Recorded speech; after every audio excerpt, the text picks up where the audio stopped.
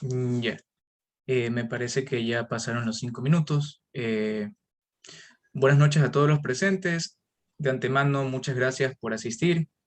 El día de hoy tendremos una charla sumamente interesante sobre dos temas de mucha importancia: desprendimiento de retina y tumores. La charla estará a cargo de los doctores Ignacio Ceballos, cirujano oftalmólogo especializado en segmento anterior y cataratas y director del Centro Médico de la Visión, y el doctor Juan Carlos Iturralde, cirujano oftalmólogo especializado en retina, vitrio y oncología ocular.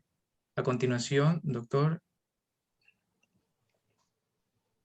Muy bien. ¿Qué tal, Víctor? ¿Cómo le va? Un gusto saludarlo. Bueno, desde ya, muchas gracias por la invitación. Víctor, bueno, obviamente me hizo la invitación y con mucho gusto accedimos a dar esta pequeña charla que va a ser una charla en sí de tono informativo. Vamos a hablar o vamos a tratar de hablar sobre temas que se puedan entender, cómo trabajamos normalmente en una consulta, cómo le explicamos normalmente a los pacientes, obviamente teniendo un poquito más siendo un poquito más específico en la parte anatómica, en la parte funcional, para que obviamente lo puedan entender con mucha más facilidad. Elegimos estos dos temas como el desprendimiento de retina y la oncología ocular, porque son temas que son bastante frecuentes, principalmente el desprendimiento de retina, y nos va a acompañar el día de hoy también el doctor Juan Carlos Iturralde, que es, además de ser especialista en retina, también es especialista en oncología ocular. Así que vamos a tener, por suerte, el agrado de conocer un poquito más a fondo lo que es el tema de tumores que afectan la parte ocular. Vamos a esperar un ratito, el doctor tuvo ahí un pequeño inconveniente. Ahí está. Doctor Iturralde. Aquí estoy.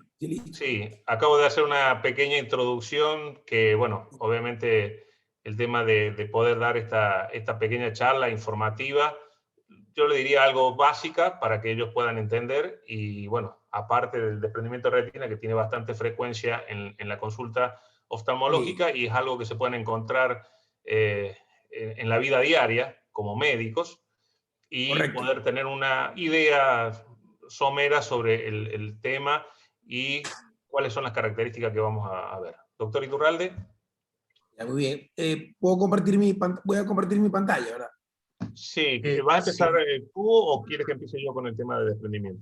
Yo pienso que sería bueno que tú comenzaras tú, Ya. porque ellos van a conocer un poquito de lo que es el fondo de ojo, la retina y eso, entonces yo voy a hablar un poco más de lo que es la coroides y todo eso. No sé, pero como tú me digas, si quieres comienzo yo, como tú digas. Ya.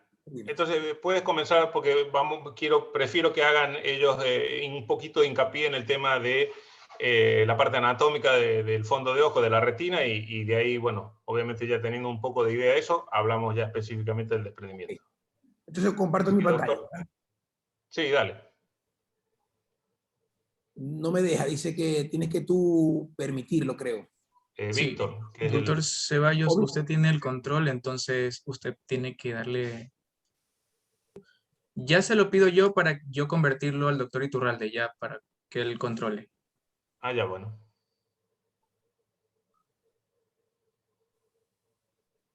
A ver, bueno.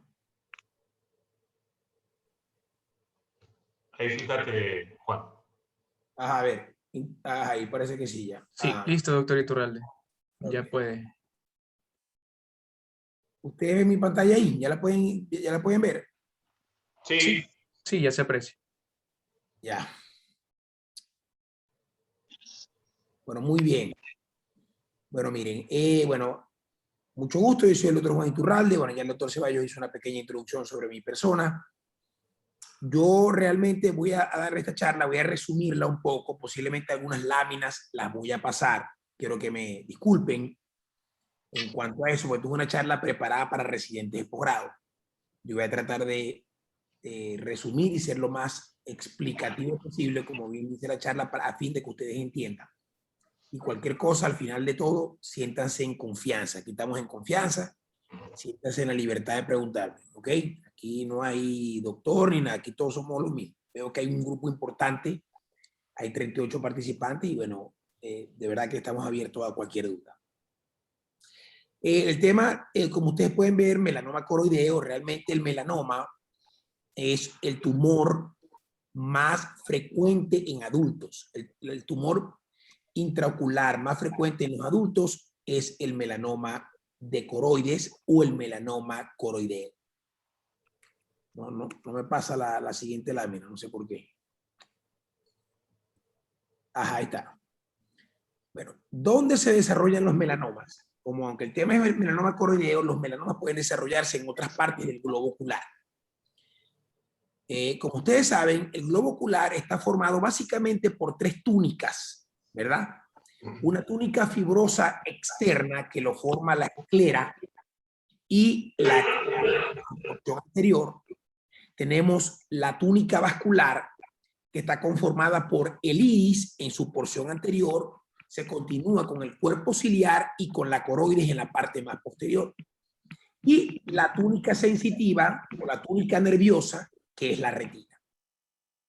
Los melanomas de coroides, la palabra melanoma viene de melanocitos. Donde haya melanocitos, pueden crecer un melanoma, no solamente en la piel, puede crecer en la conjuntiva, como se puede ver en esa imagen ahí en la carúncula.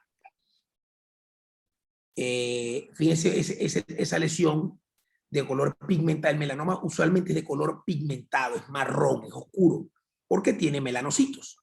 Y fíjense cómo le llegan como una serie de vasos sanguíneos a la lesión, ¿no? Lo cual habla a favor de una lesión sospechosa o una lesión que puede ser potencialmente maligna.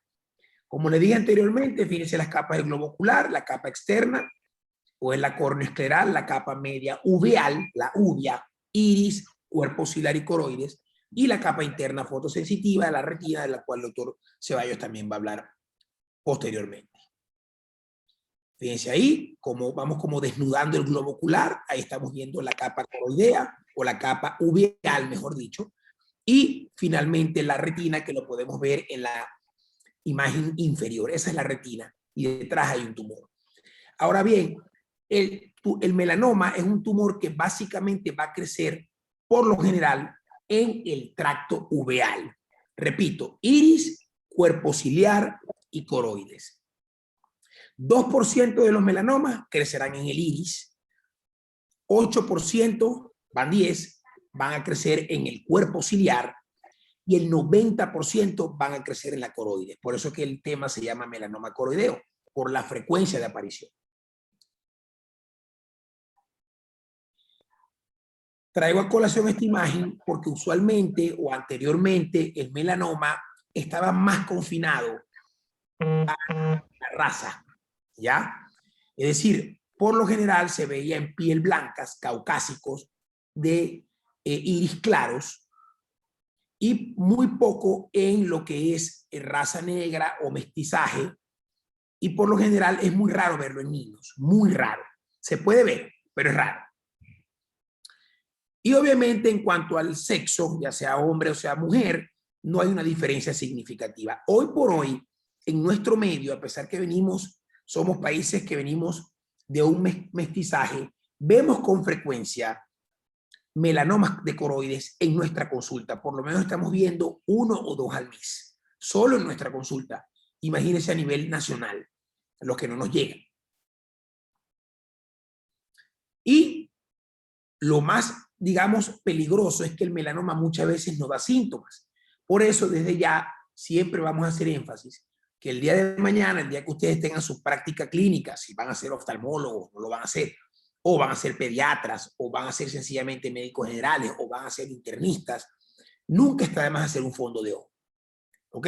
El fondo de ojo no solo está indicado en pacientes diabéticos, en pacientes hipertensos, también puedes hacerlo en pacientes, digamos, sanos.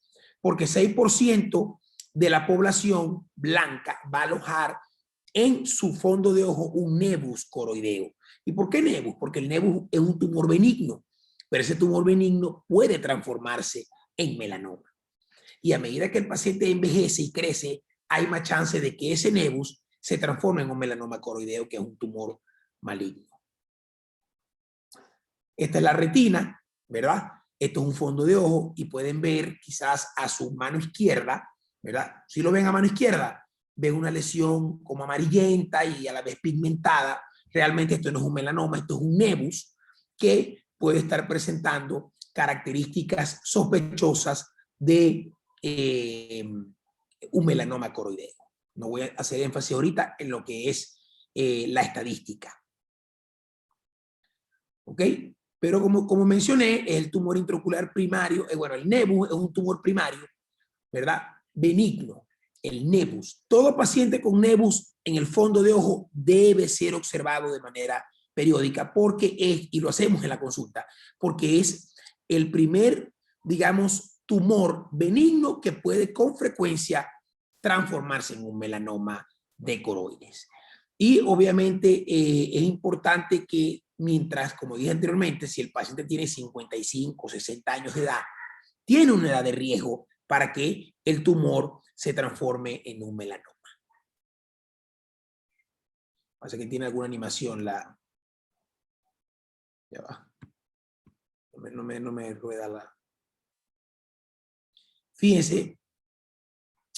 Entonces, el melanoma es un tumor intraocular, es el tumor intraocular primario maligno más común, es más común en caucásicos adultos, y los riesgos incluyen lo que está en letra amarilla, el nevus coroideo, la melanocitosis ocular. Te voy a mostrar una imagen de lo que es una melanocitosis, oftalmología muy visual, una melanocitosis ocular, la raza caucásica, y el paciente tiene el riesgo no solo de perder el ojo, sino de hacer metástasis y muerte.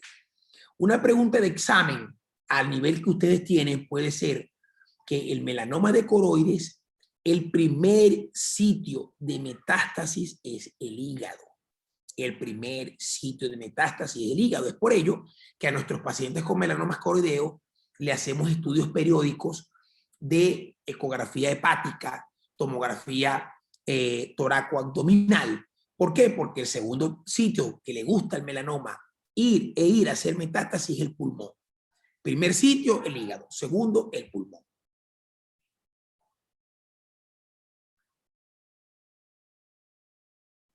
Bueno, quizás no todos, obviamente no van a tener la capacidad de detallar, pero si yo veo las dos fotos, la foto que está a mano izquierda es un fondo de ojo de un ojo derecho y el otro es el ojo izquierdo. Fíjense que hay una coloración muy diferente. Una se ve roja, por decirlo así, y la otra se ve marrón oscura. Esto es un paciente que tiene una melanocitosis ocular. Es decir, esas pacientes tienen la melanina aumentada dentro del ojo, en la uvea, y a mayor melanina difusa, mayor riesgo de desarrollar un melanoma de coroides. Repito, a mi mano izquierda se ve más de color rojo y a mi mano derecha, vemos un color más marrón café porque el paciente tiene aumentado la pigmentación de el interior del globo ocular, básicamente en la uvea, específicamente en la coroides. Melanocitosis coroidea. También podemos ver melanocitosis coroidea. Mire ese paciente que a veces se le ven como las escleras azules. Vemos escleras azules. Esos pacientes tienen riesgo de desarrollar melanoma. Tenemos el iris. Piensen en el iris en la parte inferior. Vean como una mancha o como un lunar oscuro. Esos pacientes tienen riesgo a ser melanomas de iris. Ese otro paciente, fíjense cómo tiene alrededor del iris o en la conjuntiva, tienen aumentado la pigmentación. Igualmente. Ese otro factor de riesgo, vemos una persona que no es blanca, es de origen, si se quiere, africana o de origen raza negra, y miren cómo tiene no solamente pigmento en el globo ocular, sino también en la cara. A esto se le llama nevus de Ota, se le llama nevus de Ota.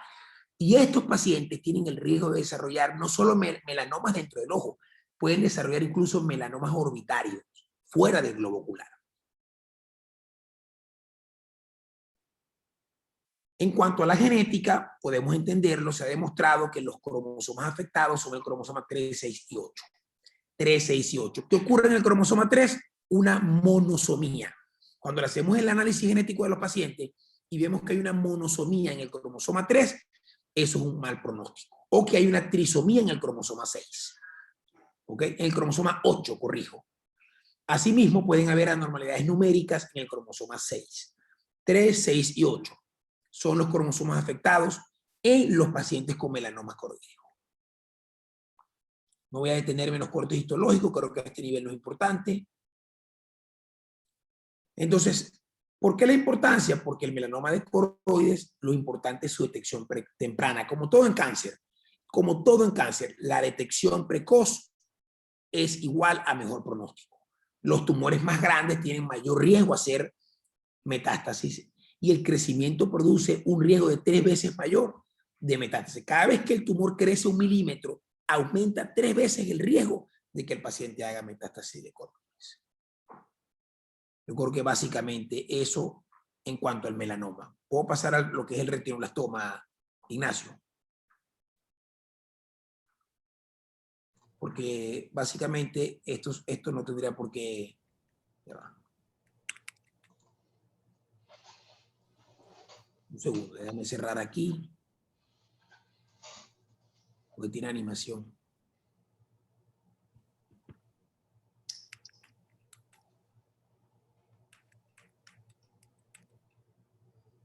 Un segundito, me excusan, por favor.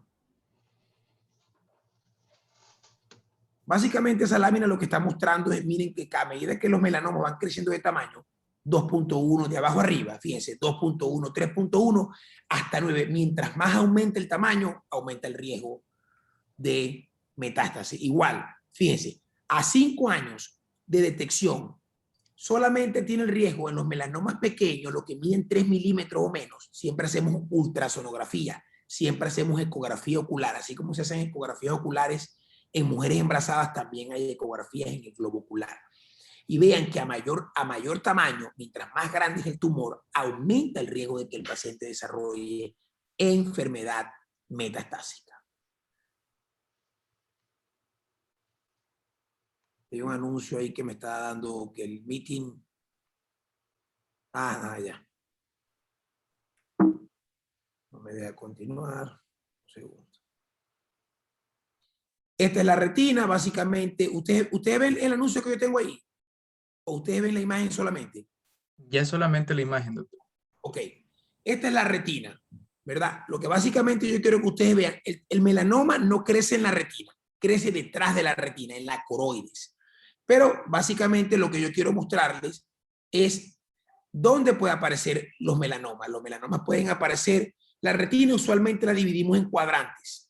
Cuadrante superior, cuadrante inferior, cuadrante nasal, porque es la relación que tiene el nervio óptico con la nariz, y el cuadrante temporal, que es donde está básicamente la mácula, porque está en relación con el hueso temporal. Entonces vemos que los melanomas, pueden crecer en cualquiera de los cuadrantes, ¿verdad? Siendo el más frecuente el cuadrante temporal, con un 28%. Ya va. Con un 28%, un segundo. ¿Ok? Pueden crecer también en la mácula, que es la parte central de la retina, es como la parte que nos permite enfocar, pero afortunadamente ocurren más fuera de la misma.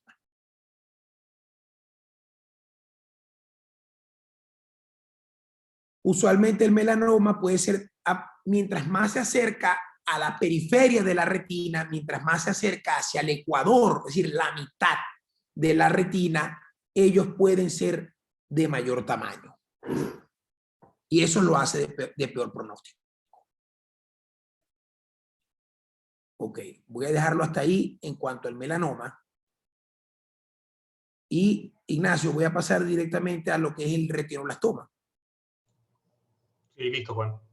Ok, voy a cerrar aquí. O sea, para cerrar un poco esta primera parte, Claro, sí, claro. sería muy importante que todos los futuros médicos puedan más o menos conocer cómo se observa una melanocitosis y que obviamente tengan en cuenta de que esto puede desarrollarse en un porcentaje no muy alto, por suerte, en un melanoma y que necesita una visita al oftalmólogo, y ellos van a ser los primeros en hacer la observación y poder hacer la derivación al oftalmólogo especializado en retina, y si hay un especialista en tumores, mucho mejor para que pueda hacer el seguimiento. Correcto. Es decir, lo importante es que el estudiante de medicina conozca, obviamente, muchas veces incluso desconocen que puede haber cáncer ocular, un cáncer de ojo. Y es importante que cuando ustedes tengan sus pacientes en su práctica clínica, obviamente, siempre traten de una u otra forma, por lo menos buscar el reflejo rojo, buscar hacer un fondo de ojo, porque les va a dar mucha información. Conocer los riesgos, dónde va a ser metástasis el paciente. Eso puede ser una pregunta de examen. O los cromosomas que más se afectan. Básicamente, eso es lo que creo que es lo que de manera macro deben llevarse. Por supuesto, estoy abierto a alguna pregunta, duda que tengan. Por su parte, el retinoblastoma es el tumor más frecuente en niños de 0 a 4 años. ¿Ok? Y básicamente, ¿ustedes ven mi imagen? Sí, Juan. Sí. Ok. Básicamente, fíjense, es la malignidad intraocular más común en infantes. Representa el 4%. Y ocurre en niños de 0 a 4 años. En Sudamérica hablamos de 9 a 15 nuevos casos por año. Y no hay predilección por el sexo. La edad promedio de aparición es a los 24 meses. El retinoblastoma sí es un tumor mucho más agresivo porque crece mucho más rápido que el melanoma. Y lamentablemente nuestros pacientes, los niños, llegan en estadios muy avanzados a nuestras consultas y tenemos que recurrir a tratamientos cruentos como la enucleación. El primer sitio de metástasis de un retinoblastoma es el cerebro. Y cuando ya hay invasión a cerebro, básicamente cuando invade la glándula pineal, o lo llamado el pinealoblastoma, pues evidentemente es muy tarde prácticamente. El pronóstico es muy malo. Por decir, ya prácticamente estamos hablando de un paciente sentenciado cuando ya ocurre la metástasis. Fíjense que aquí en esta lámina les muestro que la tasa de supervivencia está relacionada con la región geográfica, ¿no?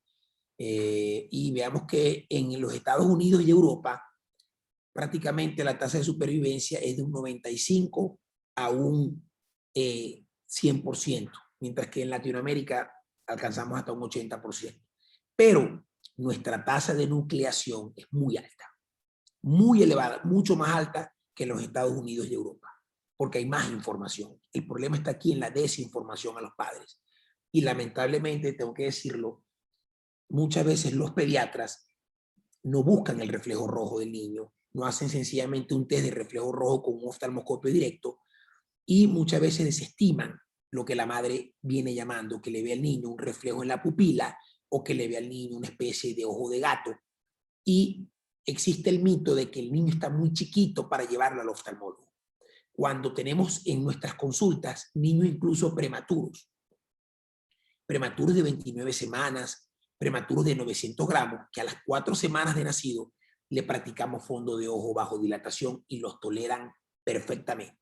Es decir, ustedes pueden llevar, o un niño puede ser llevado a una consulta oftalmológica al mes de nacido, sin ningún tipo de problema. No existe una edad. ¿Okay? A las 4 semanas ya puede ser evaluado.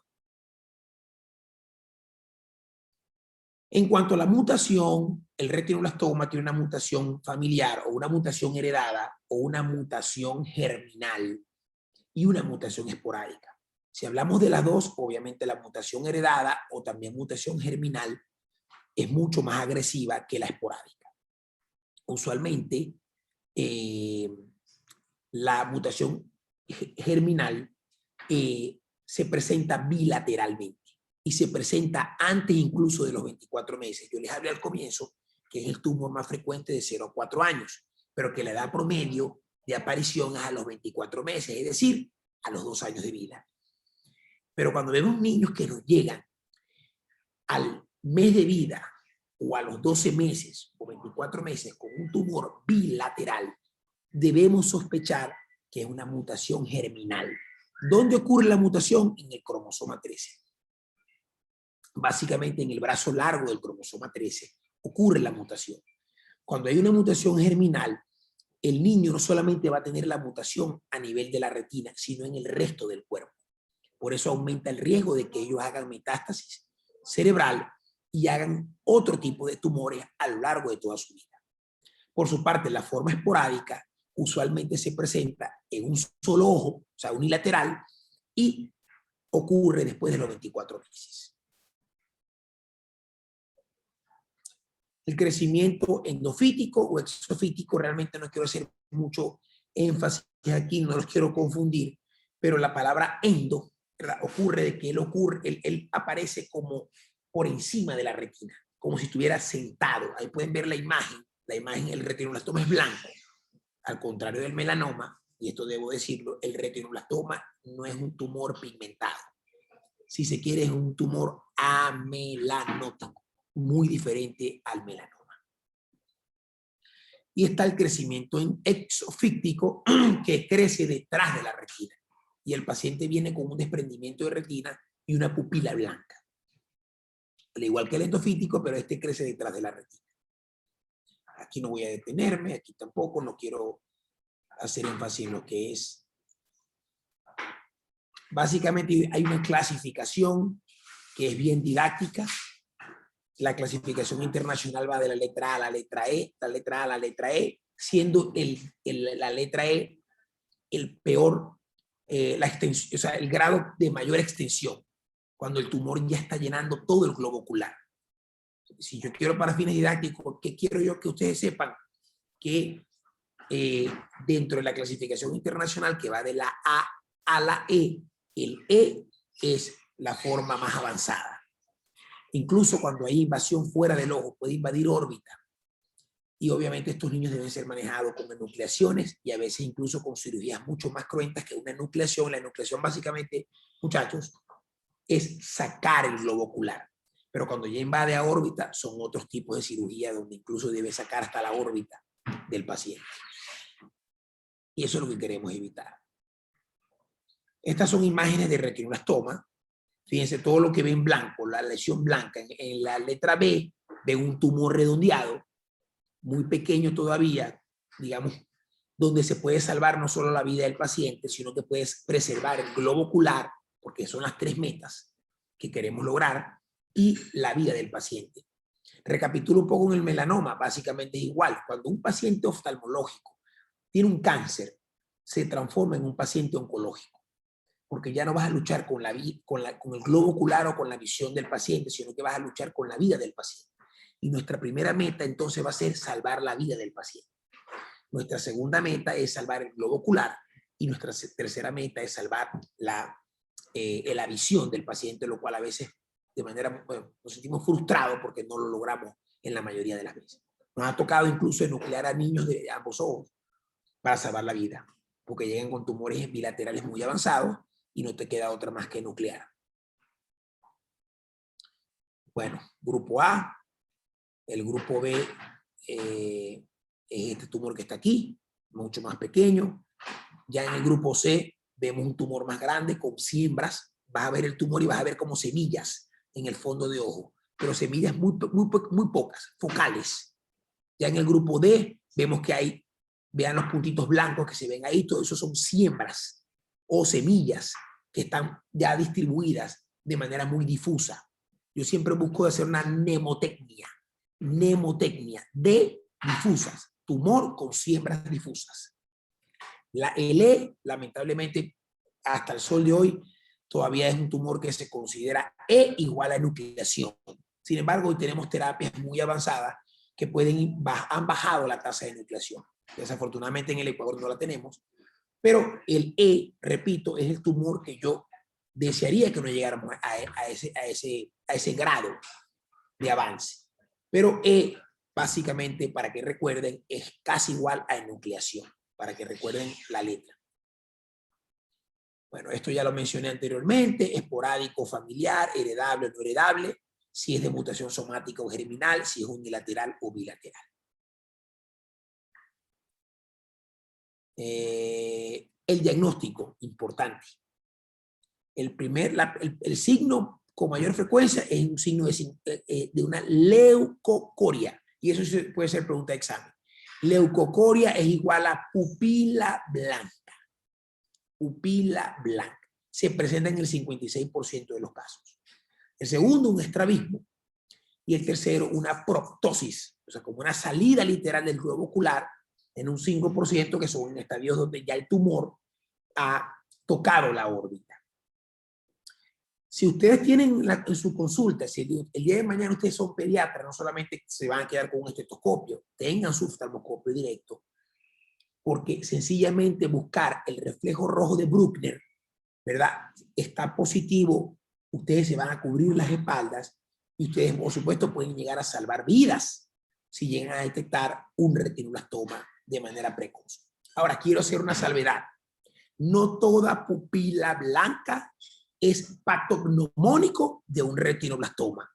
Existen otras patologías que pueden producir pupila blanca. Catarata congénita, desprendimientos de retina por retinopatía de la prematuridad en estadio 5, cuando ya la retina se ha desprendido totalmente. Existe una enfermedad muy rara que se llama enfermedad de Coats, que también puede producir leucocoria o pupila blanca, además del retinoblastoma. Esos son diagnósticos diferenciales. Básicamente exploramos al paciente bajo sedación, los niños nos colaboran muchas veces, lo hacemos bajo sedación, y esto es lo que más o menos hacemos en los quirófanos cuando llevamos al paciente.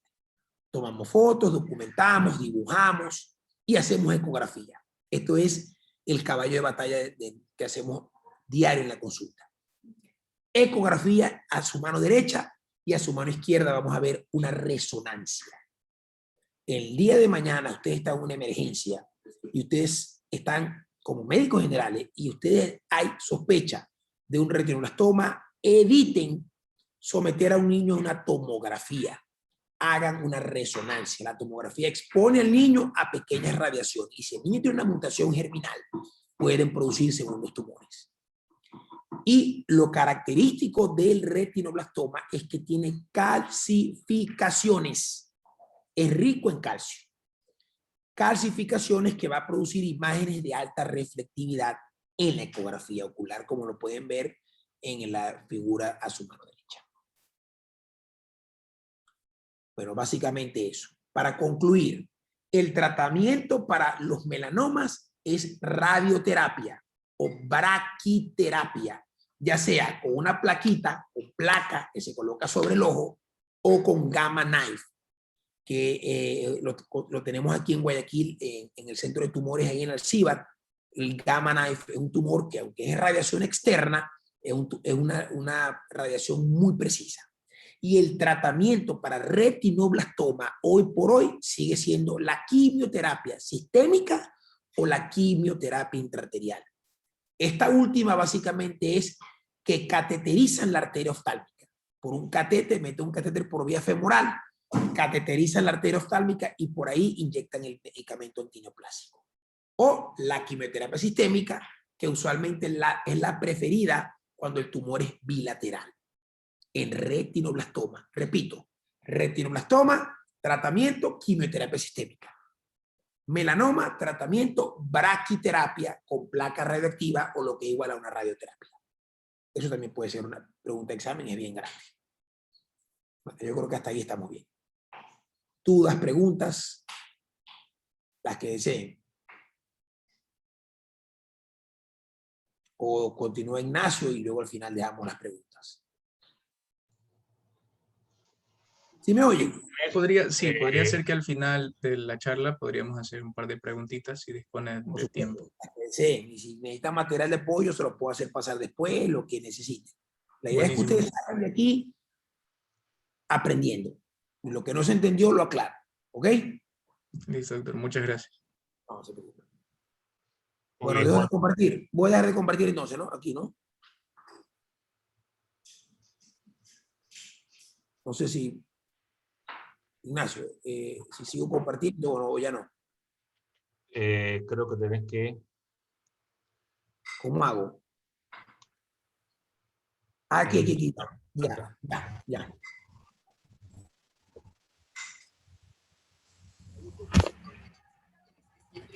Muy bien. Víctor, me tienes que habilitar la función para compartir. Listo, doctor, ya puede compartir. Eso, perfecto.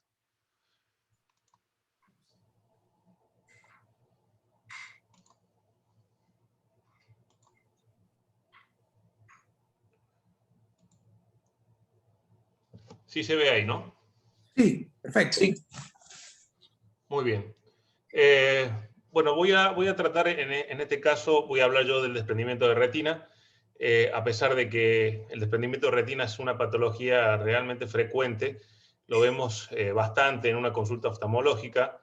Yo generalmente me dedico a hacer mucho la parte de oftalmología clínica, no soy especialista en retina, pero obviamente los que receptamos muchas veces los pacientes con desprendimientos somos los médicos que vienen, que hacen oftalmología general. En mi caso, yo soy especialista en segmento anterior y principalmente cirugía de catarata, glaucoma y córnea, pero de todas maneras receptamos muchos pacientes con problemas visuales y uno de estos problemas visuales frecuentes suele ser el desprendimiento de retina. Primero, para empezar, me gustaría que tomen un poco empiecen a evaluar más o menos cómo es la estructura del ojo. La retina es, digamos, el órgano de la visión, es lo que generalmente utilizamos para ver, y es una capa, una membrana que tapiza el ojo por dentro, ¿sí? Directamente es como si fuera un papel tapiz que tapiza el ojo por dentro y es lo que funciona para que veamos. O sea que es realmente el órgano de la visión. Es quizá una de las partes más importantes del globo ocular. En este caso, el desprendimiento de retina, tenemos que conocer que la retina tiene, está compuesta en dos partes, o una parte neurosensorial y una parte que es el epitelio pigmentario. Estas dos partes de la retina tienen un origen embriológico diferente, por ende, tienen un espacio que es virtual y que en algún momento ese espacio virtual, por acumulación de líquido, se convierte en un espacio real, ¿sí? Justo en esa división. Es ahí donde empieza o se forma el desprendimiento de retina. En este caso es la separación, como vemos ahí, de la retina neurosensorial del epitelio pigmentario. Toda retina que se desprende deja de funcionar en esa zona. Significa que la retina, cuando se desprendió, dejó de funcionar y aparece una mancha negra en el campo de visión, ¿sí? Depende de dónde sea el desprendimiento, vamos a tener una alteración de la visión de esa parte del campo visual, ¿sí? Entonces, cuando se separa la retina neurosensorial del epitelio pigmentario, hay obviamente por una acumulación de líquido por debajo de la retina neurosensorial, ¿sí? Es como vimos aquí, esta es la característica fundamental de todos los desprendimientos. Siempre va a haber líquido entre la capa neurosensorial y el epitelio pigmentario. Hay varios mecanismos por los cuales puede llegar a haber un desprendimiento de retina, ¿sí? No voy a entrar mucho en esa característica, pero sí quiero que sepan que siempre hay una acumulación de líquido y una de las causas más frecuentes, lo que vamos a ver ahora, es cuando hay una alteración en diferentes fuerzas que son las que mantienen la retina aplicada.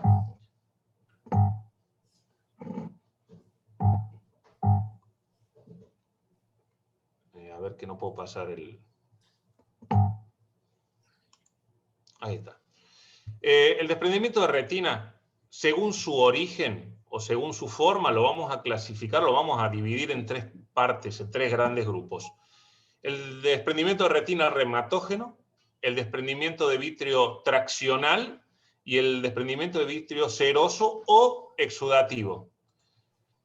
Vamos a empezar con el desprendimiento reumatógeno, que es el más frecuente, ¿sí? Reumatógeno significa o viene, deriva del término griego que significa ruptura o desgarro.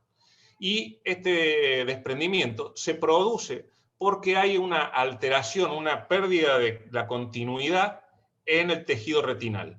Significa que hay una ruptura, se genera un agujero y a través de ese agujero empieza a ingresar líquido que viene de la cavidad vítrea y se va a introducir por ese espacio subretiniano que dijimos que era en ese momento un espacio virtual.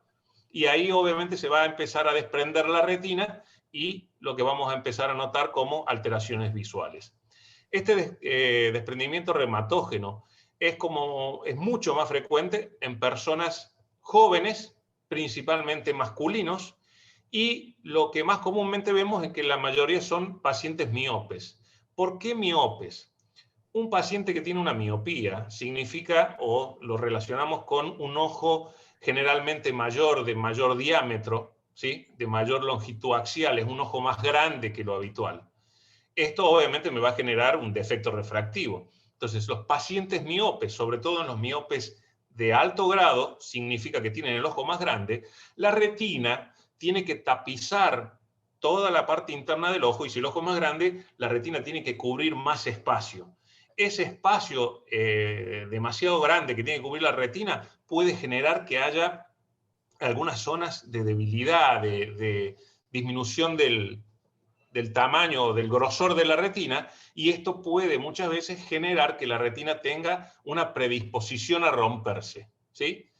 Se consideran una urgencia médica porque obviamente el desprendimiento de retina me quita la visión, y cuanto más tiempo pasa, el desprendimiento puede seguir aumentando porque el líquido sigue entrando dentro de ese espacio virtual, me va desprendiendo la retina y voy perdiendo cada vez más la visión.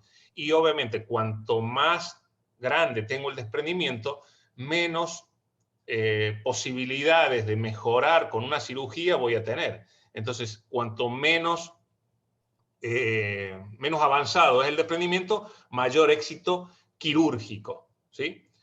El 90% de los casos del desprendimiento reumatógeno se puede identificar una lesión o una alteración en el vitrio con una simple lámpara de hendidura, y que se puede evaluar como una aparición como si fuera de tabaco dust, le llamamos nosotros, o polvo de tabaco, en el cual vemos como unas pequeñas manchitas de color café, marrón, en la parte anterior del vitrio, y esto es casi patognomónico, le podríamos decir, de que hay un desgarro y hay una acumulación de pigmento en el vitrio que me está identificando un desgarro que por ahí no puedo evaluarlo porque no tengo los elementos, pero ya puedo más o menos tener una idea de que si aparece esta turbidez o esta pequeña pigmentación en el vitrio, podemos estar pensando de que hay un desgarro. La incidencia obviamente que es bastante baja, lo podríamos llegar a nombrar así, pero en los pacientes que son miopes, obviamente vemos que la incidencia ya es del 2 al 5%, significa que es relativamente importante. Y con mayor, este número probablemente de aquí en un futuro aumente, porque estamos viendo de que hay un aumento considerable en las personas que son miopes, porque obviamente con el tema de la exposición prolongada, la disminución de la luz y la exposición prolongada a los dispositivos de visión cercana están generando que haya un aumento de miopía en nuestros jóvenes, sobre todo en los niños. Entonces vamos a tener en personas de edad adultas muchos más miopes y por ende quizá muchos más índices de desprendimiento de retina. Doctor Juan, si en algún momento usted quiere acotar o ayudar con algo, ningún problema. No, sí, excelente. Bien, ahora, para que tengan una idea, esto es lo que sucede cuando la retina se genera un desgarro. Hay una ruptura, y esa ruptura se produce generalmente porque el gel vítreo, que es un gel que está en la parte interna del ojo, es lo que genera que el ojo sea redondo, que tenga su presión normal, y obviamente ese gel está adherido a la retina. Y en algunas zonas la adherencia es más fuerte.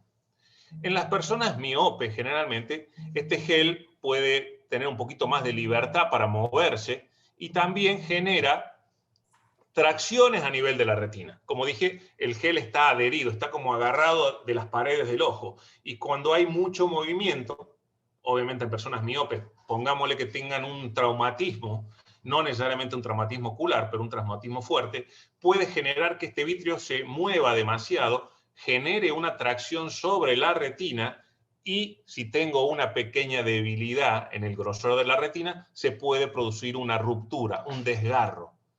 Es como vemos aquí en esta imagen en la parte inferior, cómo hay un desgarro, normalmente como lo vemos en herradura, porque hay una pequeña tracción sobre el vitrio que ha generado ruptura de la retina, introducción de líquido en ese espacio virtual y despegamiento de la retina de la pared del ojo. Como vemos aquí, esta separación vimos que tiene que ver como efecto mecánico secundario a estas tracciones que son generadas por el vitrio, ¿sí? Como vemos aquí, es yo te diría, no, esto estábamos hablando del traccional. Como vimos anteriormente, el desprendimiento regmatógeno es el más frecuente. En este caso estamos hablando del desprendimiento traccional, y el desprendimiento traccional se produce específicamente por un efecto mecánico, ¿sí? Y a veces, obviamente, doctor Iturralde, usted me puede corregir, puede que no existan desgarros a nivel de la retina, ¿sí? Entonces puede haber un desprendimiento, puede haber acumulación de líquido, pero muchas veces puede que no haya una ruptura. Pero este desprendimiento es por tracciones del vitrio. Como dijimos que el vitrio está adherido, este tipo de desprendimiento se produce principalmente en personas que tienen retinopatía diabética, en niños que nacen con retinopatía del prematuro.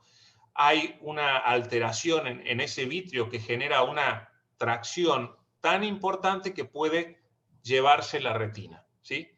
En este caso, el problema muchas veces aparece en el cuerpo vítreo, en el vitrio de los pacientes, ¿sí? Y este es el que tracciona generalmente la retina. Como vemos aquí en esta fotografía, hay una tracción del vitrio que puede generar extracción de la retina de la pared del ojo, ¿sí? Hagan de cuenta de que, como les expliqué al inicio, es un tapiz que tapiza la pared del ojo por dentro y yo directamente la estoy jalando y la estoy despegando a ese papel tapiz del resto de la pared. Esto es lo que ocurre generalmente en los pacientes con retinopatía diabética muy avanzadas, con proliferaciones vitroretinianas, y también en los niños prematuros que obviamente nacen con una retina, podemos decir que todavía no ha desarrollado en su totalidad, y hay una alteración del cuerpo vítreo que genera obviamente una tracción y un desprendimiento de retina. Y ahora venimos a hablar del otro tipo de desprendimiento, como habíamos visto recién en las diapositivas anteriores, que es el desprendimiento seroso. Este tipo de desprendimiento también es un tipo de desprendimiento que no necesariamente hay una ruptura. Y esto se produce principalmente por alteraciones que hay en la capa posterior de la retina, que es en la capa coroidea, y que generalmente asociada a acumulación de líquido subretiniano secundario a enfermedades, como dijimos, del epitelio pigmentario y de la coroides. Estos son los casos, por ejemplo, como habíamos visto con el doctor Iturralde, de los melanomas, ¿sí? Que pueden producirse en la capa coroides y generar acumulación de líquido por alteración vascular. Otra de las causas pueden ser también inflamatorias, en los casos de algún tipo de uveitis, puede generar acumulación de líquido por, obviamente, una alteración vascular. La uveitis son inflamaciones de la capa posterior, digamos, de la capa intermedia en la parte posterior del ojo, como la coroides. Para este caso, lo que tenemos que hacer es, en la parte cuando evaluamos este tipo de desprendimiento, lo podemos muchas veces diferenciar de los otros tipos de desprendimiento porque puede tener algunos cambios en la posición del paciente. Significa que el desprendimiento puede hacerse más voluminoso en alguna posición. Por ejemplo, si el desprendimiento es superior, el paciente se sienta y el desprendimiento se observa con mucha más intensidad. El paciente se acuesta, lo revisamos y casi no vemos el desprendimiento porque el líquido es como que se desplaza. Entonces es un desprendimiento que puede cambiar según la posición del paciente. Entonces en el examen tenemos que evaluar el paciente no solamente acostado, sino que también sentado, ¿sí?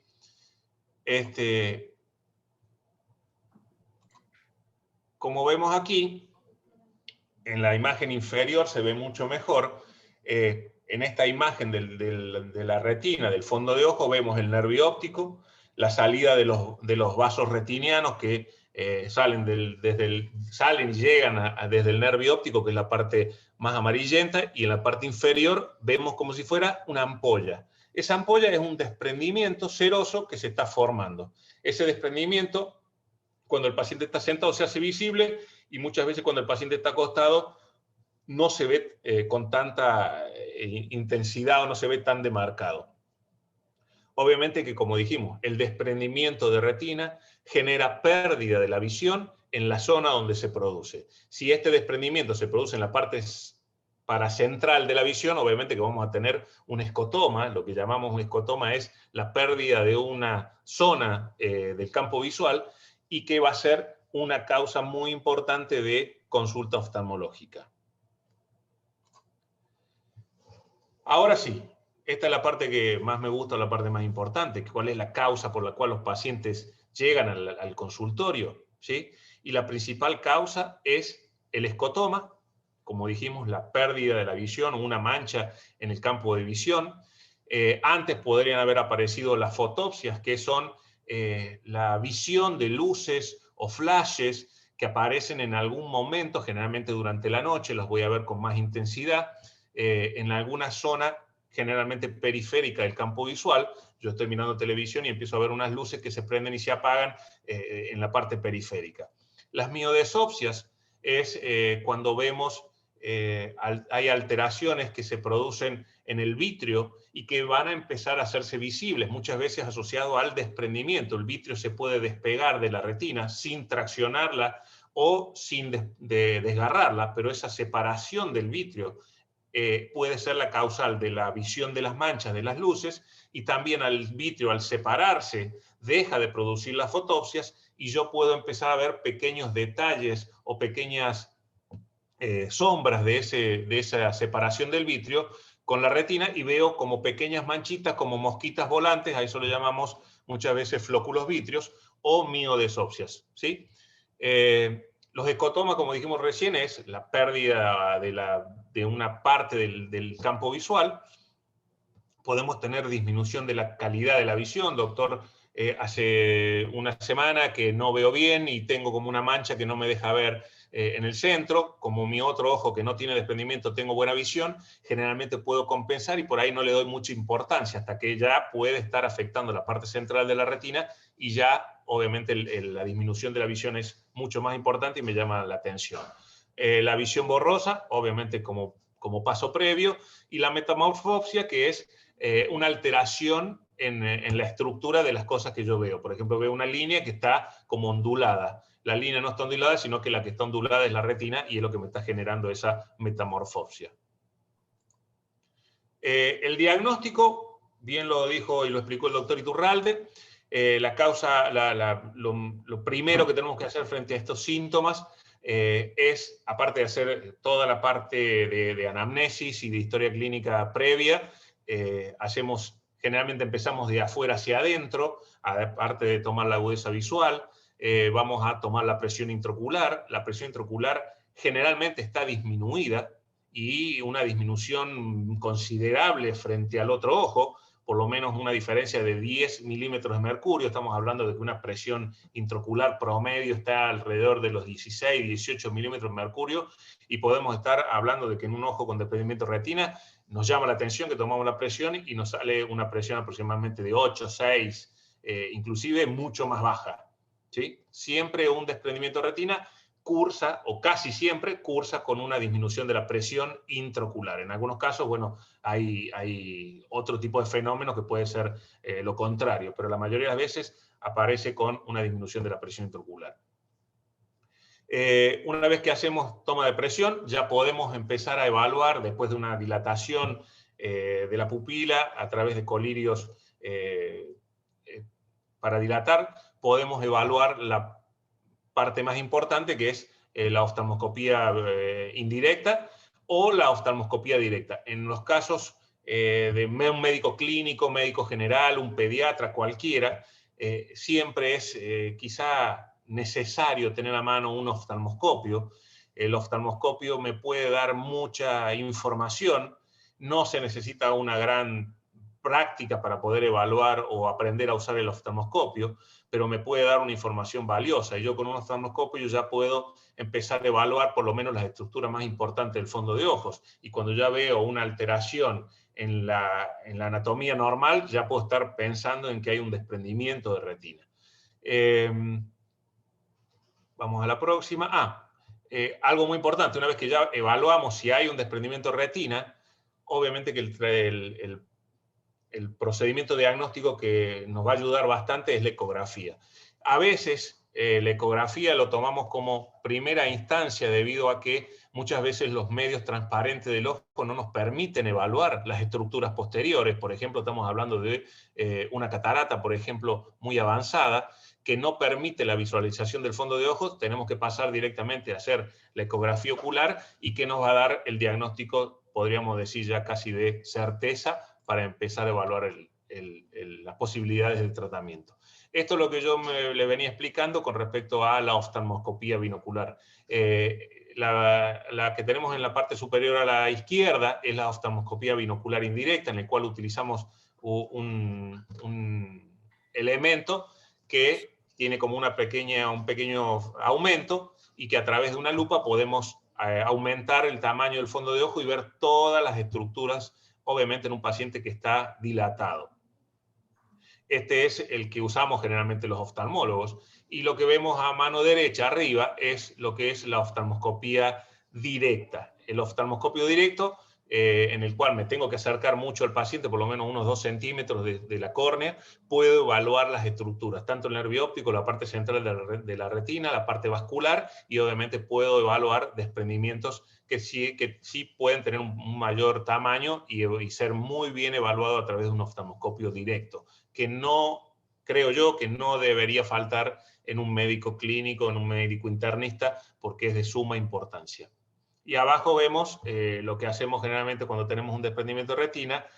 Hacemos una ecografía ocular porque tenemos que descartar. Si no llegamos a ver el desgarro con la oftalmoscopía binocular indirecta, probablemente podamos pensar de que sea asociado a una tracción o puede estar asociado a o ser un tipo de desprendimiento seroso o exudativo. Entonces, la ecografía me va a dar una información mucho más detallada de las características de ese desprendimiento. ¿Cómo vemos el desprendimiento en una ecografía? Aquí a mano izquierda vemos el globo ocular, que es este círculo negro. Se ve negro porque obviamente el vitrio no tiene reflectividad.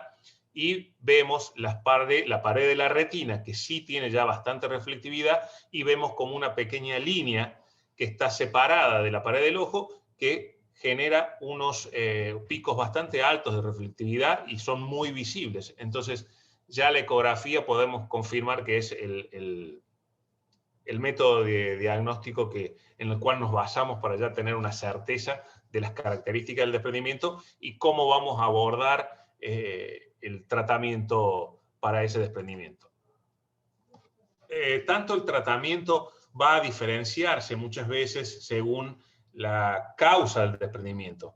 Como dijimos, el reumatógeno es el desprendimiento más frecuente y generalmente hoy en día, no sé, doctor Iturralde, usted es el especialista, digamos lo que más utilizamos como tratamiento es la vitrectomía, tratar de sacar el gel que está generando las tracciones y colocar un líquido, colocar aire o colocar aceite para tratar de volver a pegar esa retina a su lugar. Previamente tenemos que hacer la extracción del líquido que está en ese espacio que se ha vuelto real, tratar de sacar ese líquido y volver a pegar la retina a su lugar. Lo hacemos, ese pegamiento de la retina lo podemos hacer inyectando aire dentro de la cavidad ocular, inyectando algún otro tipo de elemento, agua, o en este caso, en algunos casos, el aceite, que es el que usamos, el aceite de silicón. El drenaje del líquido se puede hacer, generalmente hoy en día se está haciendo más como endodrenaje. Tengo que entrar adentro del ojo, buscar el desgarro en este caso, tratar de introducir como una pequeña cánula en la parte del desgarro y tratar de drenar ese líquido para que la retina pueda volver a adherirse a la pared del ojo. En el caso de que yo no pueda encontrar el desgarro porque está muy periférico, no lo puedo ver, a veces tenemos que hacer un pequeño orificio para tratar de introducirnos por debajo de la retina y sacar ese líquido para que la retina pueda volver a su posición. Otras veces, según las características del globo ocular, podemos hacer lo que se llama un cerclaje. El cerclaje es como colocarle un cinturón alrededor del ojo para tratar de llevar la pared del ojo hacia la retina y generar quizá también un poquito de presión para que la retina y el líquido que está adentro pueda ayudar a que la retina se pueda adherir a la pared del ojo. Obviamente que esto tiene que ver ya, es un poquito más específico según las características de cada paciente, de cada ojo, de qué situaciones puedan generar algún tipo de cambio. Pero generalmente lo que más usamos ahora es la vitrectomía, vaciar el vitrio y colocar líquido, aire o gel o un aceite dentro del ojo para tratar de llevar la retina a su sitio. ¿Cómo hacemos también para cerrar esa herida o ese desgarro?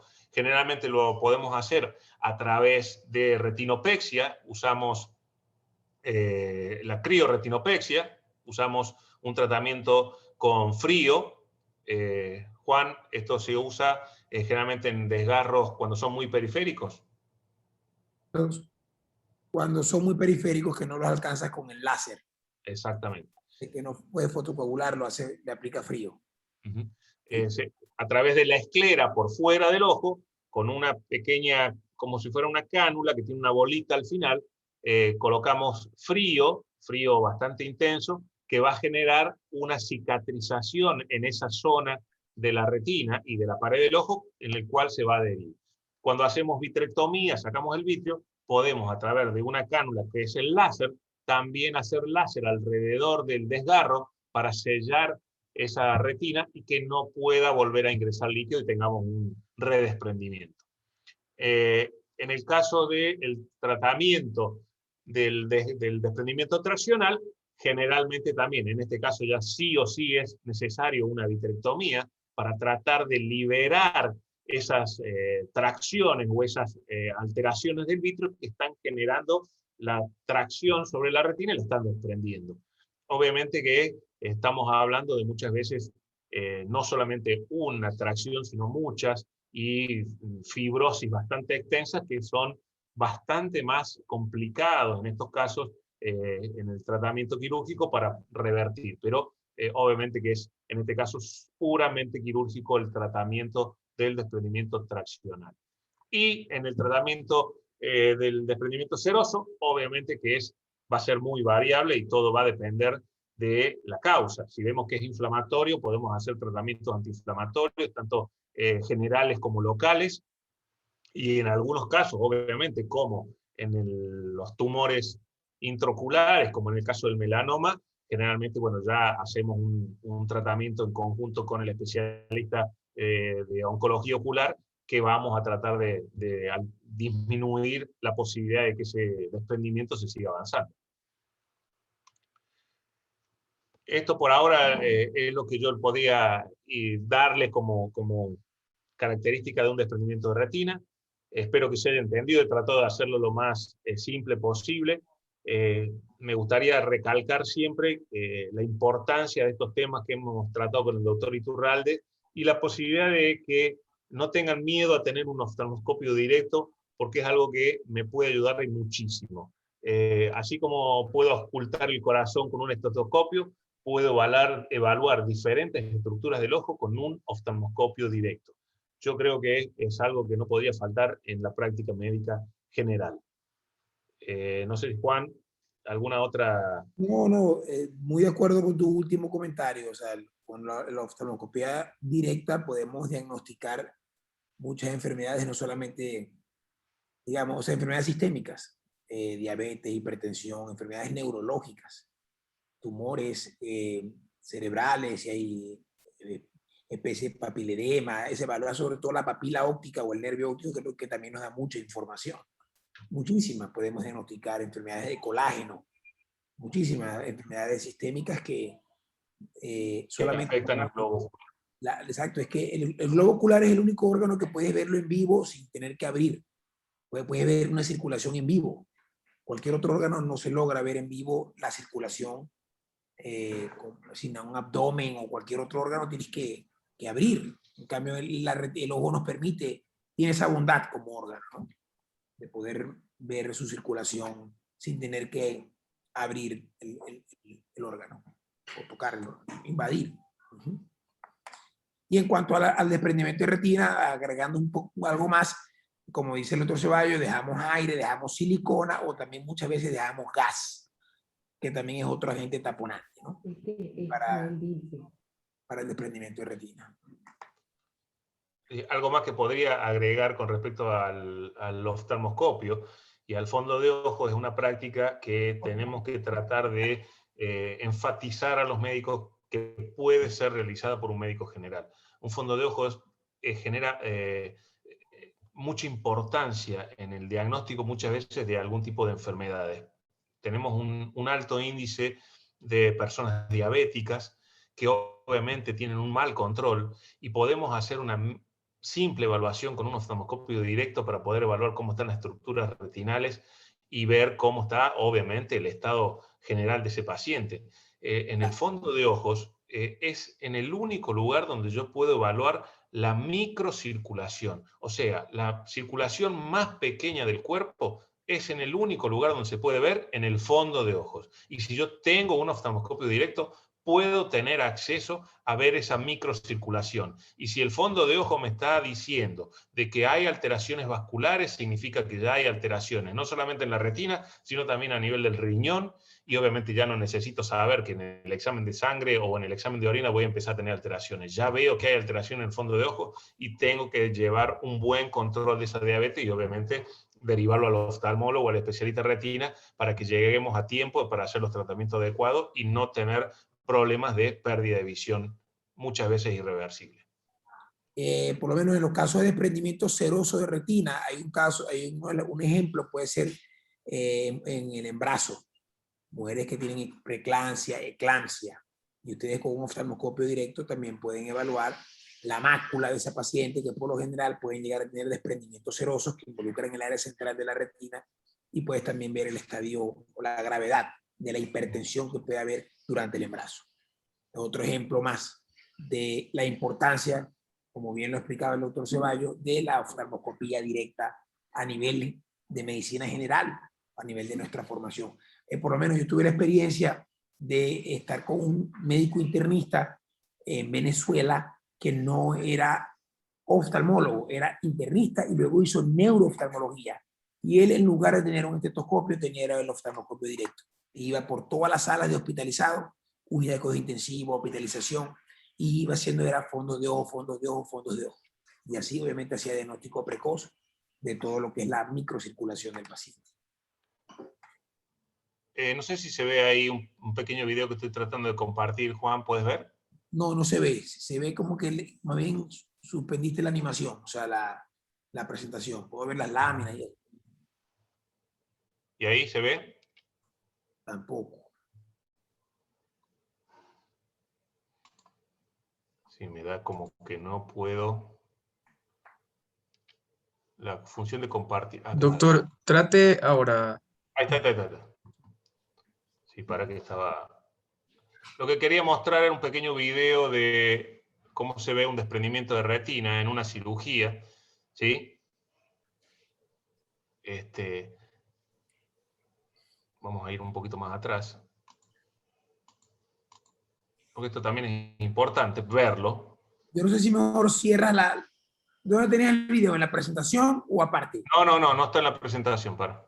Creo que si ves la presentación, creo que debería cerrarla o minimizarla y abrir el video. Sí, correcto. Deje de compartir y comparte la pantalla de la computadora o el video. Ajá. Ahí dejé de compartir.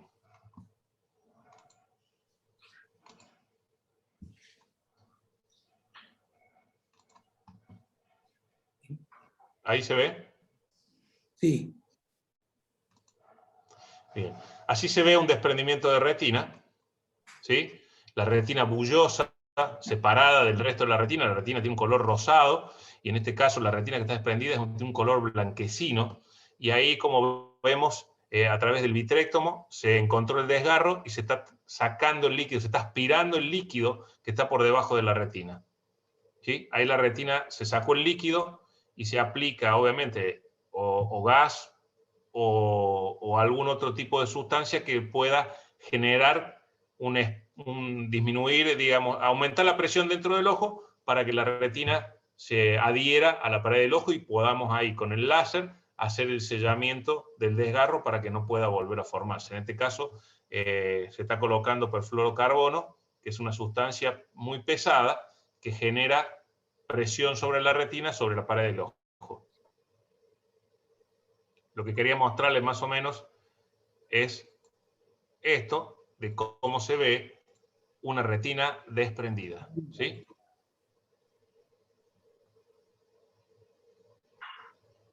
Muy bien. Y ahí cómo se ve el desgarro. Excelente, Ignacio. Excelente.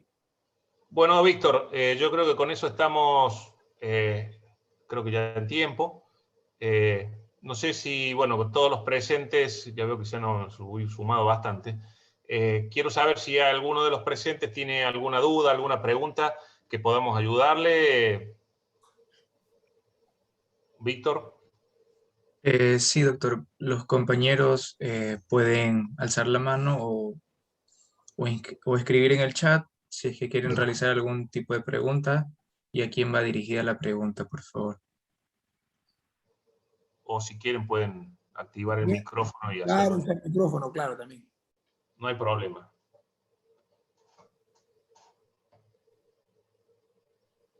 Bien, no hay ninguna pregunta. Doctor Iturralde, A ¿podría explicarnos como que la forma correcta de realizar el reflejo rojo para poder evaluar un paciente pediátrico o cualquier tipo de paciente? Ok, bueno, el reflejo rojo, la forma correcta es posicionarse al frente del paciente. Me gustaría tener un oftalmoscopio directo a la mano, ¿verdad? Con tu oftalmoscopio directo, siempre con tu mano, en tu mano derecha y en tu ojo derecho, o en tu ojo, digamos, diestro, o tu ojo dominante. La luz del consultorio debe ser una luz muy débil, o si es posible apagar la luz, ¿ya? Y el paciente mirando al frente, tratando de que el paciente mire al frente, ustedes van con el oftalmoscopio directo colocado en su ojo, van a hacer sencillamente este movimiento.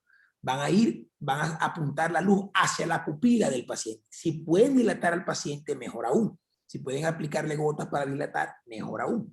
Van a ver el reflejo rojo. Entonces, el paciente mirando hacia el frente, ustedes sentados al frente del paciente, van a hacer sencillamente este movimiento. El ojo derecho del paciente y el ojo izquierdo.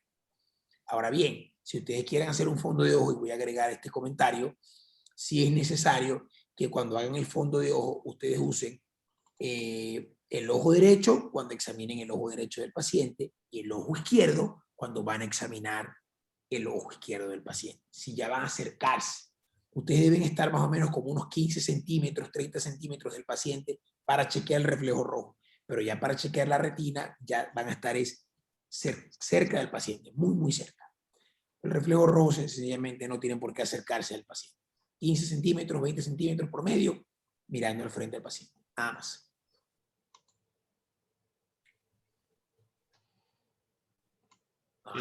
Estoy compartiendo la pantalla para que más o menos vean cómo es un Claro. oftalmoscopio directo. Este es el más común que usamos, ¿sí?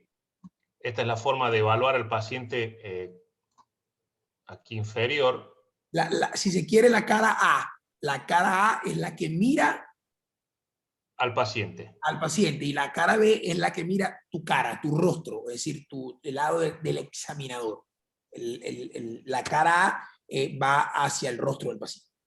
Y ese, que señala la letra B, que es como se llama disco records, que básicamente se usa para corregir el defecto refractivo, ya sea del paciente o del examinador, para que ustedes tengan un mejor enfoque. Mira, por aquí puede evaluar, por aquí, digamos, examina el examinador. Aquí hay como si fuera una pequeña ventanita. Este rotor tiene aumentos, como dice el doctor, para cambiar la refracción del paciente o del examinador. Y obviamente hay unos numeritos del lado del oftalmoscopio que uno tiene en la mano, hay unos pequeños numeritos. Con el rotor yo voy cambiando los numeritos, ¿sí? Ese numerito tiene que estar en 0 para yo poder hacer una valoración del reflejo rojo, ¿sí? Ese numerito en 0. Por aquí también hay un pequeño prisma que me genera la salida de la luz. Entonces, por este mismo lugar sale la luz y por ahí está la ventanita para que pueda observarse. Entonces, yo estando por lo menos a 1 metro del paciente, con el aumento en 0, con la luz al máximo, hago el pequeño movimiento y con la luz apagada, ambiental luz apagada, solamente con la luz del oftalmoscopio, hago este movimiento y paso la luz por el ojo del paciente. Si el paciente no está dilatado, no importa, mejor a veces si está dilatado, pero si no está dilatado voy a ver el reflejo que me devuelve la retina, que va a ser de color naranja, rojo, como vemos en las fotografías cuando tomamos una foto con flash y salen todos con los ojos rojos. Bueno, ese es el reflejo rojo. Si ese reflejo, cuando yo paso por la pupila del paciente, no se ve rojo y se ve blanco, eso es lo que se llama la leucocoria. Entonces yo lo comparo con el otro ojo y veo que el otro ojo es rojo y este reflejo es blanco. Eso es lo que tengo que tener en cuenta frente a un niño, principalmente, que obviamente tengo la luz apagada, no tengo que decirle al niño que mire al frente, sino que directamente apago todas las luces y con las luces del oftalmoscopio, directamente el niño fija la visión en la luz y yo puedo evaluar la posibilidad de encontrar una leucocoria. Excelente. Hola doctores, buenas noches, mucho gusto. Buenas noches. Quería hacerles una pequeña pregunta. Va un poco dirigida a lo que es como la fotocoagulación con láser de argón, que yo había leído que esta producía como que una respuesta gris al utilizarlo en la retina.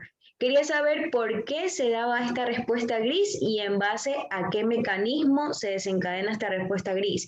Y también cómo podemos diferenciar como que la incidencia de ese mecanismo de la retinoquisis.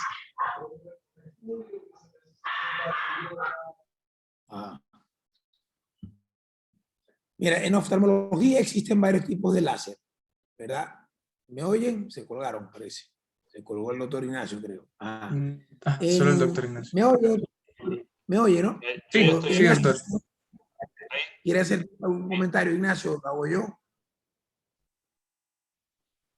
A ver, para que tengan una idea, la fotocoagulación con argón, con láser de argón, produce casi como una pequeña quemadura a nivel de la retina, ¿sí? Esa quemadura se da cuenta que yo estoy aplicándome con un cigarrillo sobre la piel. Al inicio, la zona donde se hace la fotocoagulación, aparece una pequeña mancha blanca, que es de la quemadura. Esa es digamos, el color inicial. Obviamente que por la cicatrización va a haber una proliferación del epitelio pigmentario en esa zona que va a generar cambios en la coloración en la zona donde se aplicó el láser. Entonces, cuando vemos un fondo de ojo que está recién aplicado el láser, vamos a ver pequeños puntos blancos, ¿sí? Pero después de un tiempo, esos puntos blancos van a pasar a ser grises, como había dicho la señorita, por el hecho de la pigmentación. Significa que ya es una fotocoagulación de un tiempo que ha generado ya la cicatrización esperada. ¿Cómo la vamos a diferenciar de la retinoquisis? Bueno, ahí el doctor Iturralde. A ver, complementando un poco lo que dice el doctor Ignacio, en oftalmología usamos varios tipos de láser. En el caso de la fotocoagulación, el principio es una fotoablación. ¿ok? Es decir, hay una quemadura del tejido, una ablación del tejido para crear una adherencia firme entre la retina y el epitelio pigmentario. Porque quien mantiene la retina aplicada fisiológicamente es el epitelio pigmentario, porque como el doctor lo explicó inicialmente, ahí hay bombas de sodio, potasio, calcio, que se pierden o que se saturan cuando hay un desgarro, porque entra más líquido entre la retina y el epitelio. Entonces, cuando tú colocas un láser, tú creas una adherencia. Existe otro tipo de láser que lo hace muy bien el doctor Ignacio, que es cuando limpiamos la cápsula posterior donde apoyamos el lente, que es una fotodisrupción, o sea, hay ruptura. Nosotros no podemos fotocoagular la retina haciendo ruptura porque vamos a generar más agujeros. Y en el caso de la retinosquisis es una forma, para que se entienda, de desprendimiento de retina. Pero en la retinosquisis no hay una separación la retina tiene 10 capas. 9 son neurosensoriales y el epitelio pigmentario es la capa número 10. En la retinosquisis no hay una separación de las 9 capas del epitelio pigmentario, sino que hay líquido entre las capas de la retina. Hay quisis, es decir, hay quistes de líquido. Y el láser es muy poco efectivo en algunas ocasiones cuando tú quieres colocar láser en la retinosquisis, porque no hay manera de que el láser produzca la adherencia que tú quieres entre la retina neurosensorial y el epitelio pigmentario. Muchas veces tenemos que hacer como cercar la retinosquisis para que no avance. Ahí va a ser efectivo porque ahí sí están juntos el epitelio pigmentario y la retina neurosensorial. No sé si eso aclara un poco. Sí, le entendí. O sea, entonces lo que usted trata de decir, o sea, lo que yo entendí un poco en relación a lo que yo le pregunté fue que en caso de que nosotros hagamos fotocoagulación con láser, en la retinoquisis sería como que también diagnosticar si es que se sospecha, porque dice usted que no va a funcionar. Sí, usualmente no funciona. Es decir, sobre la retinosquisis como tal, no va a funcionar, porque hay líquido entre las capas. Usualmente, cuando uno hace la cirugía de retina, uno empieza a aplicar láser cuando ya uno tiene en la cirugía la retina reaplicada, porque ahí el láser va a ser efectivo. ¿Me explico? En la retinosquisis no va a ser efectivo, porque hay líquido. Por eso el láser se hace alrededor de la retinosquisis. Alrededor de la retinosquisis. Es dentro de en la parte, digamos, la parte normal de la retina que rodea la retinosquisis. La retinosquisis. Exactamente. Ya listo, doctor, comprendido, muchas gracias. Si ¿Seguro? no me molesta, quería hacerle otra pregunta. El diagnóstico de retinosquisis no es a través del láser, por si acaso. Si yo quiero diagnosticar una retinosquisis, hago oftalmoscopía indirecta y hago un ultrasonido, una ecografía ocular, un ecograma del ojo. Esos son, y puedo hacer también un campo visual. Pero básicamente la oftalmoscopía indirecta y la ecografía nos van a dar el diagnóstico de una retinosquisis. Ya, doctor, muchas gracias. Mira, no es fácil. Todavía a veces a un punto en donde a veces no se percibe la retinosquisis. Es difícil, porque a veces incluso son hallazgos casuales. El paciente a veces no manifiesta sombra, porque no está totalmente separada de las 9 capas. Y a veces son hallazgos casuales. La retinosquisis puede ser congénitas o ligadas al cromosoma, o sea, que son ligadas al cromosoma X o adquiridas. Esa es la clasificación. ¿Te enredé? Sí, doctor. No, o sea, es que sí es un poco confuso, pero con lo que me explicó ya lo entendí mejor. Sí, lo entendí. Si no es molestia, le podría hacer otra pequeña pregunta. Esto no es ninguna molestia. Sí, dale. Adelante. La otra pregunta sería, por ejemplo, yo sé que como que el tratamiento más efectivo cuando existe neovascularización coroidea o subretiniana serían lo que son los anti-VEGF, que son los que inhiben el crecimiento de vasos sanguíneos nuevos en la retina. Pero ¿se puede aplicar este mismo tratamiento cuando hay desprendimiento seroso y hemorrágico ¿O ahí se cambiaría el esquema por otro más efectivo? ¿O sería un tratamiento combinado? Me dijiste cuando hay desprendimiento seroso o hemorrágico. Ajá, cuando hay alguno de los dos, o sea, ¿cómo sería el tratamiento? ¿Si sería un tratamiento combinado? O sea, cuando coexiste la neovascularización con el desprendimiento. Si existe una neovascularización, por ejemplo, hay una condición que se ve en pacientes mayores de 60 años, ¿verdad? Estamos hablando de que el paciente desarrolla una membrana neovascular coroidea subretinal que está produciendo desprendimiento seroso. Eso habla a favor de actividad. En ese caso, por supuesto, los antiangiogénicos o los anti-VEGF o anti-VEGF están súper indicados. Hoy por hoy, en el tratamiento de primera elección, no tendrías que hacer una terapia combinada con el antiangiogénico, ya está súper demostrado que es suficiente para tratar la membrana neovascular, que es la que está produciendo secundariamente el desprendimiento seroso de retina. ¿Ok? Ah, o sea, la neovascularización es la que produce el desprendimiento. Correcto. En el Ah, caso de entonces ahí sería tratar el agente causal, como quiera. exactamente, exactamente. Ah, ya, ok, Pero, ok. Lo que hago es, los vasos nuevos de la coroide, los vasos nuevos que están surgiendo de la coroide, están ingresando a ese espacio subretinal y están generando, obviamente como son vasos nuevos, anómalos, tienen exacto. alteración de la permeabilidad y obviamente el líquido está saliendo por esos nuevos vasos alterados y está acumulándose ese líquido por debajo de la retina neurosensorial y la empieza a desprender. Entonces el tratamiento de colocarle el anti-VEGF va a reducir la proliferación de esos vasos, los puede ir reduciendo y obviamente con esto ir reduciendo la acumulación de líquido y obviamente en algunos casos disminuir drásticamente el desprendimiento de retina. Listo. Muchísimas gracias, doctores, de verdad, por aclarar mis dudas. Pregunta, buena pregunta. Muy buena la charla, lo felicito y gracias por Gracias. transmitirnos sus conocimientos. No, estamos a sus órdenes. Listo, chicos, ¿alguien más? Doctor, ¿algo más ¿Alguna usted como pregunta? moderador? ¿Me repite, doctor? No, no le entendí. No digo si no había alguna otra pregunta, usted como Doctor moderador. Ignacio, como usted bien dijo, o sea, uno de los desprendimientos de retina más frecuentes es el reumatógeno. En nuestro medio, o sea, hablando netamente de aquí, la ciudad de Guayaquil, la frecuencia es la misma, o sea, sigue siendo mayor en el desprendimiento reumatógeno. ¿Y a qué causa podría estar ligada de ser así?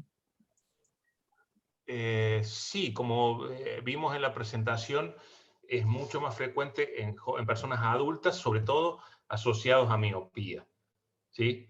Pero también hay causas asociadas a cuando los pacientes son mayores de edad, también hay un alto índice de desprendimiento de retina. En traumatismos oculares pueden ser generadores de desgarros y, por supuesto, desprendimiento de retina. Juan, no sé si tenés en sí la incidencia en Latinoamérica. Obviamente yo sé que en Asia las personas miopes son mucho más frecuentes que aquí y probablemente allá los desprendimientos de retina sean mayores de incidencia. Pero también, o algo que me estaba acordando recién ahora, y gracias Víctor por preguntarme, también es más frecuente y obviamente se aumenta la incidencia de desprendimiento de retina en personas que están operadas de catarata. Y estas son las personas adultas de más de 65 años que han generado, después de una cirugía de catarata, por más que sea una cirugía sin tipo de complicaciones, un mayor riesgo de desprendimiento de retina por todos esos cambios de presión que ha habido dentro del ojo durante la cirugía. Y cuando hay una cirugía de catarata complicada, se puede duplicar el riesgo. Listo, doctores. Se complica mucho la salida del No, líquido. no sé si algún otro compañero querrá hacer una última pregunta.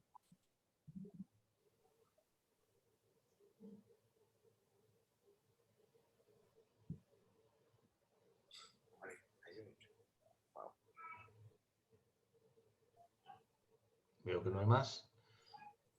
Listo, Muy bien. doctor. Entonces, damos como culminada la charla del día de hoy, dando las gracias a ambos, doctor Ignacio, doctor Juan Carlos. Ha sido un honor, un gusto tenerlos aquí con nosotros. Muchas gracias por la charla. Y al igual que a todos los presentes, gracias por asistir y será hasta una próxima ocasión. Ya. Bueno, Víctor, muchas gracias por tu invitación. Estamos realmente con el doctor Iturralde siempre dispuestos, contentos en ayudar en lo que se pueda. Cualquier duda que tengan o algo, podrían sin ningún tipo de problema solicitarla. ¿Sí? Estamos siempre a las órdenes. Juan. Sí, estamos a sus órdenes. Muchas gracias. El honor es nuestro. De verdad que ustedes son que están en formación, son digamos, el futuro. Entonces, por supuesto, es bueno que estemos siempre en contacto. Ante cualquier duda o algo, estamos abiertos a escucharlos, y si tenemos que reunirnos otra vez, pues lo podemos hacer nuevamente. Para mí un gusto, un honor. Listo, doctor. Muchas gracias. Listo, Víctor. Tengan buenas Buenas noches. noches. Pasen bien. Hasta luego. Muchísimas gracias, doctor. Que pasen bien. Gracias. Muchas gracias, doctores. Gracias, Buenas noches. doctor. Gracias. Gracias, doctor. Gracias, doctor. Hasta luego. Chao, gracias.